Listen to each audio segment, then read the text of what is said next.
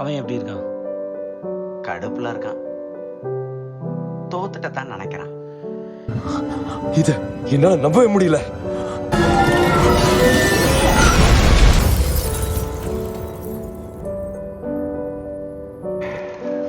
Okay, இது கேப்டனா இருக்க வேண்டிய நேரம்.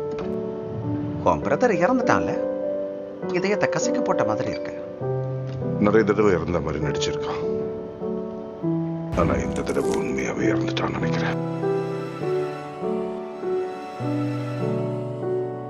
சரி, உன் அப்பாவும் உன் சகோதரியும் அவங்களுக்கு இப்ப இல்ல. ஆனா உங்க அம்மா உயிரோட இருக்காங்க. ஒரு துஷ்ட தேவதை கொண்டுடுச்சு. பெஸ்ட் ஃப்ரெண்ட் இருக்காங்களா? நெஞ்சில குத்தி கொண்டுட்டாங்க. அதெல்லாம் இருக்கட்டும், மரணத்தை சந்திக்கிற வேலைக்கு நீ தயாராயிட்டியா? கண்டிப்பா. வெறி, பழி உணர்வு, கோபம், இழப்பு, வருத்தம், இதெல்லாம் பயங்கரமான உந்து சக்திகள். மனசு அப்படி தெளிவாக்கும். இந்த மிஷனுக்கு நான் எப்போ தயார். சரி, தானோஸ்ங்கிறவனை பத்தி நாம 2 பேரும் பேசிட்டு இருக்கோம்ல, அவன் உண்மையிலேயே ரொம்ப பயங்கரமானவன். ஒரு தடவை மோதி இருக்கான். அது ஒரு விபத்து, ஒரு வாட்டி நடந்தது. இனி பேசி பிரயோஜனம் இல்ல.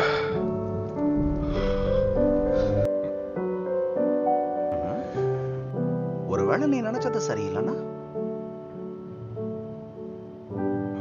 அப்படி நான் நினைச்சது சரியில்லைன்னா நான் இழக்கிறதுக்கு எதுவும் இல்லை.